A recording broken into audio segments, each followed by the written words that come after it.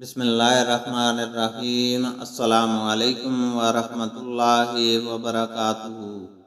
حدیث نبی صلی اللہ علیہ وسلم ہے، رسول اللہ صلی اللہ علیہ وسلم اپنی بیویوں سے جدا رہے تھے۔ آپ صلی اللہ علیہ وسلم کے پاؤں میں موچ آ گئی تھی، تو آپ صلی اللہ علیہ وسلم نے بالا خانہ میں 29 دن قیام کیا تھا۔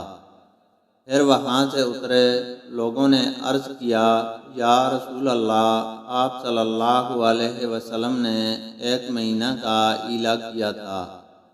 جواب میں آپ نے فرمایا کہ مہینہ 29 دن کا بھی ہوتا ہے۔